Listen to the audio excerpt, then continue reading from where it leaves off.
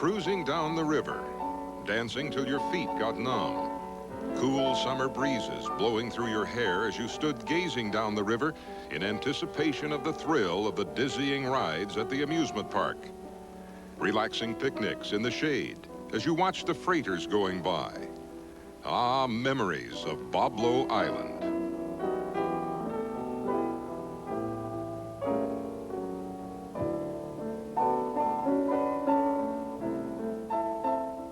But the amusement park was only a part of the island's history. The earliest activities on the island included an Indian mission set up by Catholic missionaries in the early 1700s. Later, it became the home for a British outpost in the early 1800s. One of the blockhouses remains standing at the south end of the island today.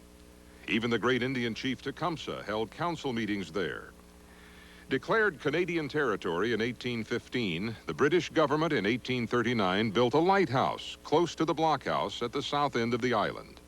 There were even some private owners who lived on the island. New York vaudeville actors McKee Rankin and his wife Kitty Blanchard brought their friends from the theater scene to relax on the island during the summer months.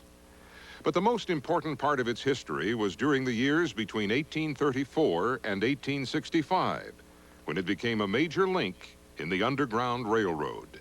There's an oral history for Black heritage on Boblo Island. It's said that a woman by the name of Eliza came across the Detroit River through to Boblo Island, carrying her baby, escaping from slavery. At that time, in the mid-1850s, the river would freeze over, and the ice was just breaking up. It was late winter, early spring. People were chasing her. She was so desperate to be free, she ran across the river from ice floe to ice floe, clutching her child in her arms, and made it to freedom here in Amherstburg. In order to gain your freedom, you'd take any risk. It was a risk worth taking.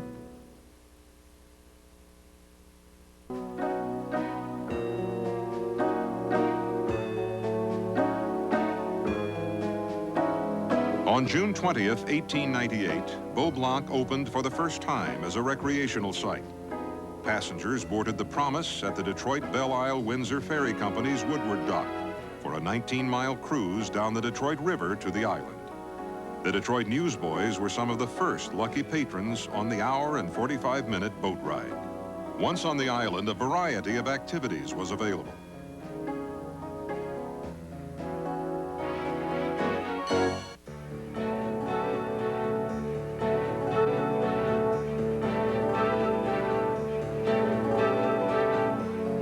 In addition to the Promise, the Pleasure and Sappho also were used on the runs to Beau Blanc.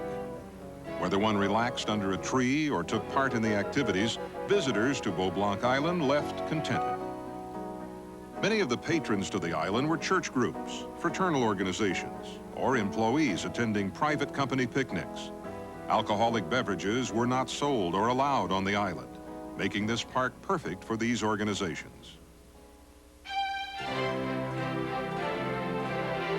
The ferry company tried to arrange as many comforts available at that time and thus built a structure in 1899 for the exclusive use of women and their small children. It included cribs, rocking chairs, and beds for mothers to rest on. No other excursion resort provided this type of facility. A short distance away, a children's cottage was built to entertain older siblings. The Café Beau Blanc was also added that year with seating for 295 and a picturesque view of the Canadian side of the river.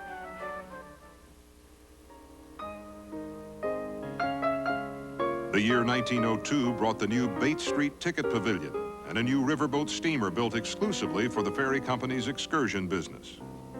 The new steamer, Columbia, was launched at the Wyandotte Yard of the Detroit Shipbuilding Company on May 11th. Esther Campbell, the 5-year-old daughter of the president of the ferry company, christened the Columbia.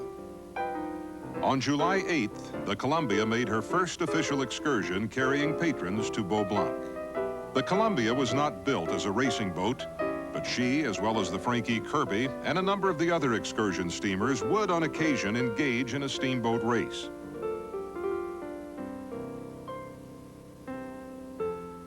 Every few years, a new attraction was added to the island.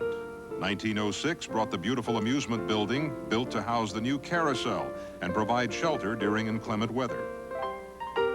The hand-carved carousel, created by Marcus Ilion, had 44 horses, 2 goats, 2 deer, and 2 chariots. I became attached to those wooden horses, would you believe? Sounds silly, but I was just a kid then. It's followed me clear through to today. Anytime I've been to Boblo, I've got to go around and see how everything's running there.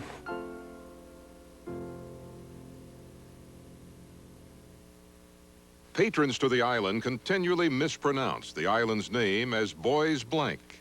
In 1909, the ferry company decided to begin using the phonetic spelling, Boblo, as the new name of the park.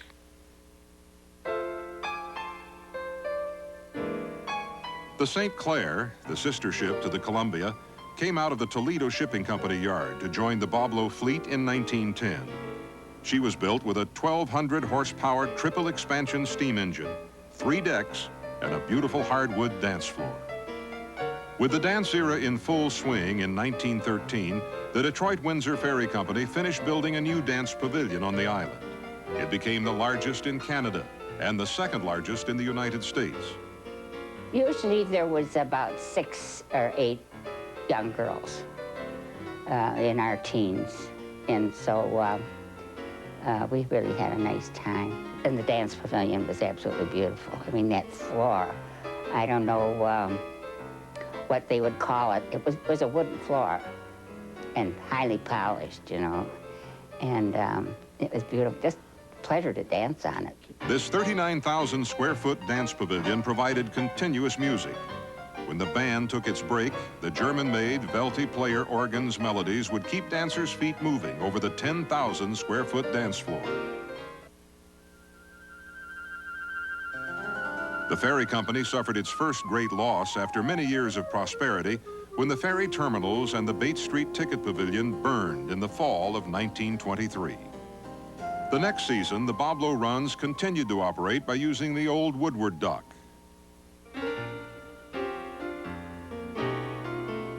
The U.S. became Prohibition territory on January 16, 1920, when the 18th Amendment to the Constitution went into effect. In 1924, Prohibition laws gradually were changed in Canadian territories, and liquor was allowed to be produced legally in some areas. The Detroit River was a constant source for smuggling alcoholic beverages. During the winter, daring smugglers rode their cars across the ice and Boblo Island to Amherstburg. The Boblo boats were used as barriers as smugglers rode close to the boats to avoid the bullets from federal officers. A beautiful new Woodward Pavilion was built in 1925 to accommodate Boblo excursionists. The Detroit-Windsor Ferry Company not only operated the Boblo Island excursion business, but provided year-round ferry service between Detroit and Windsor. It had a virtual monopoly on the ferry business, but all that was to change. On November 15, 1929, the Ambassador Bridge was completed 9 months ahead of schedule and opened for international travel. It was located only 2 miles down from the Detroit-Windsor Ferry Company terminals.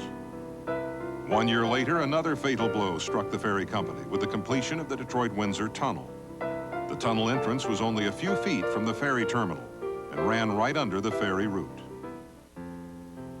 Boblo Island was a separate entity of the ferry company and was not affected by the new avenues of travel. But in 1933, due to the Great Depression, they issued a press release announcing that the island would be closed. It remained closed for the 33 and 34 seasons.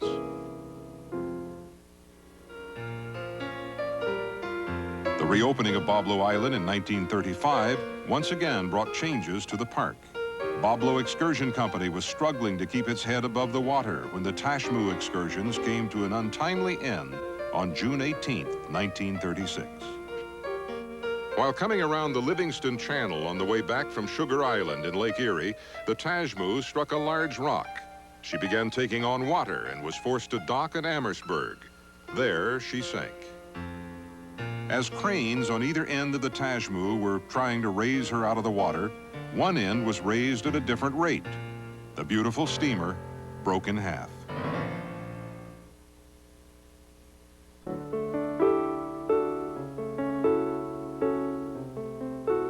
Over the years, the Columbia and the St. Clair received several changes to their overall looks.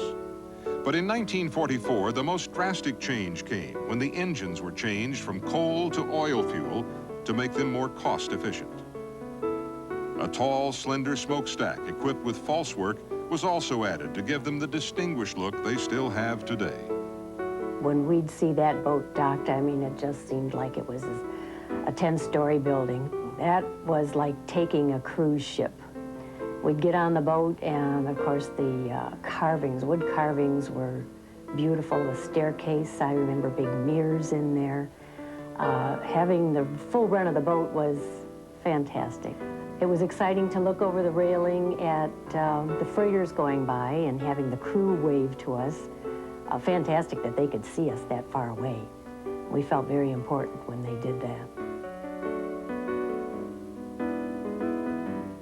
The Boblo Excursion Company decided to sell Boblo Island and all of its assets in 1949. There were many prospective buyers with ideas as to what could be done with Boblo. The mayor of Windsor wanted the county to buy the island and turn it into a national park.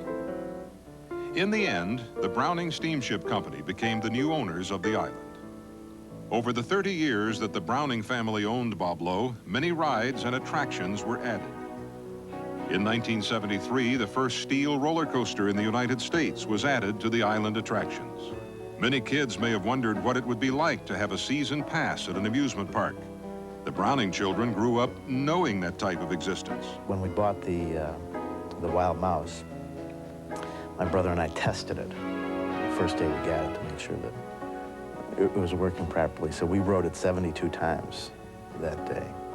We got on it and just kept riding and riding. It was a very exciting and fun period for me. And as I said, the one that had the most amount of innocence. I would just be there for the entire day. It was like a kid in a candy store. I mean, to me, this was no big deal because I went all the time. And I had a pass that I could use to get on, you know, the rides and whatnot. And I just kind of hung out. My grandparents lived on the island in the summer. My grandfather was the manager, and my grandmother sold tickets in front of the jets at the front of the island. And so a lot of times we would stay. We'd spend the night. They lived in what was called the Women's Cottage that was on the back of the island by the marina. And so we would go hang out at Grandma and Grandpa's. One of the greatest attractions of Boblo Island wasn't a ride at all, but a person, Captain Boblo. From 1955 until 1973, 4'4" Joe Short was Captain Boblo. He entertained and greeted passengers at the Detroit docks until he became ill, which forced him to quit at the age of 90.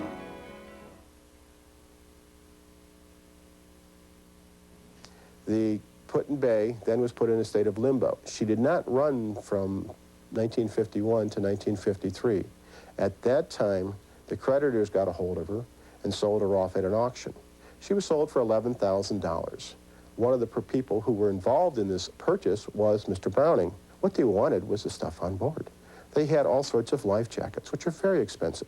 They had all sorts of extra machinery. They had generators. They had things that they could have used on the Boblo boats. And for a very reasonable price, they purchased a boat. It was stripped and later on taken up into Lake St. Clair with Coast Guard permission and burned as a spectacle. Thus was the end of Boblo's last remaining excursion competitor.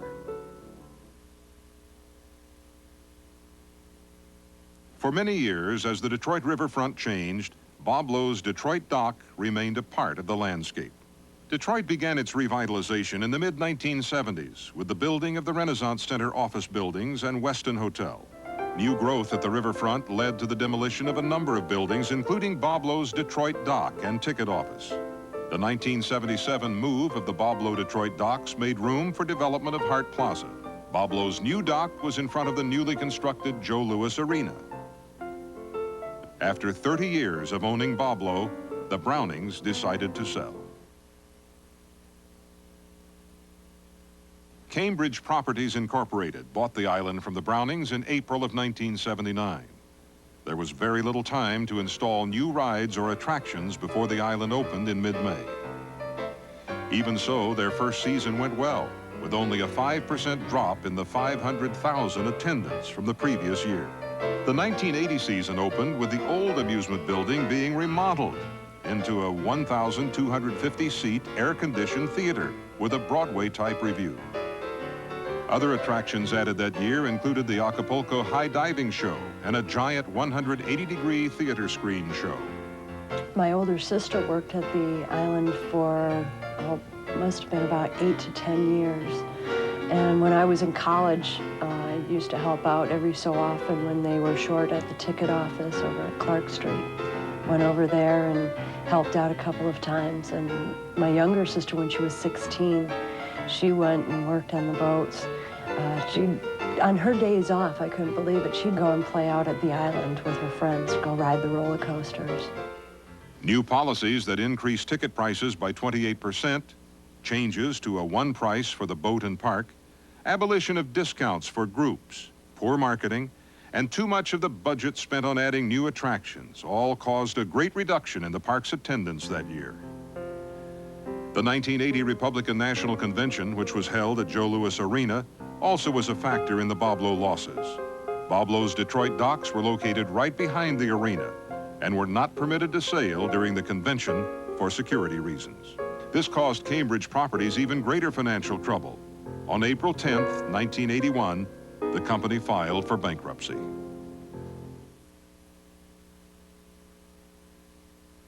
In 1983, AAA of Michigan bought Boblo for $6.5 million and went in with a 5-year, $11 million plan to improve the park. Plans included new rides such as the Screamer corkscrew roller coaster, the Falling Star, the Sky Tower, the Pirate Ship, and Fort Fun Kids area. The vacant old dance pavilion was renovated. The roof was fixed and the old hardwood dance floor ripped up to reveal the concrete flooring below. An international cafe was built in one half of the pavilion, and an enclosed roller coaster, the Nightmare, filled the other half. The Detroit dock once again was moved further downriver, this time down to Clark Street. This location provided larger parking facilities and shelter for those waiting to board the boats. A new dock was built in Gibraltar in 1984 to provide easier access for downriver residents. AAA put the island up for sale in 1988 after completing their 5-year plan for improving the historic island. Boblo sold for $21.6 million to International Broadcasting Corporation, which also owned the Harlem Globetrotters, Ice Capades, and 2 other small amusement parks in New York State.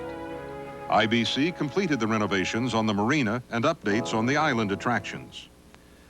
The world's greatest illusions magic show was brought to the theater building, and a water skiing show also was added.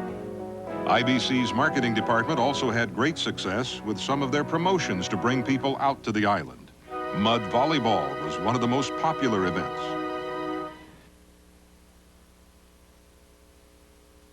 In 1989, the Ilion Carousel was restored and rededicated. A few months later, it was auctioned off in pieces for a total of $825,000. Part of the money was used to purchase a new fiberglass carousel. IBC, the parent company of Boblo Island, filed for bankruptcy in 1991. In November of that year, the historic sister steamers Columbia and St. Clair were sold for $235,000 in accordance with the Chapter 11 reorganization guidelines. The sale of the steamers brought an end to a unique recreational experience. Since the boats were sold, 2 sets of owners defaulted on their loans for them. They remain docked at the Nicholson Dock in River Rouge, Michigan. Their conditions are declining, but many hope that at least one of the boats that were so much a part of Detroit's history will be rescued. In March of 1993, the island was auctioned off and brought yet another new owner to the island. Michael Mudenbaugh and Jeff Stock, backed by the Northern Capital Company of Seattle, Washington, became the new owners. Michael Mudenbaugh looked to change the island into a location where concerts and other outdoor activities could be held. In September of that year, Mike was critically injured in a car accident, which left him partially paralyzed. Northern Capital, the financial backer of the Boblo acquisition, took control of the island after the accident and decided to sell the rides off individually.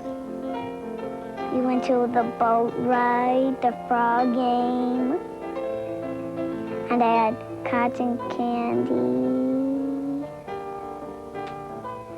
And I liked the best going on the boat ride.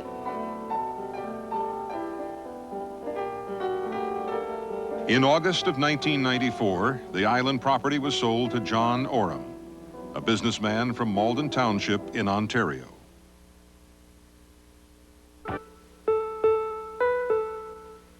Over the 95 years of the island's operation as an amusement site, trips to the park became a summer tradition shared by many generations.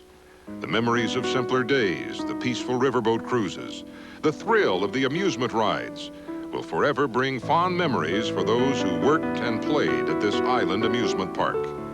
A new chapter of its history is about to begin, but Boblo Memories will haunt the river for many summers to come.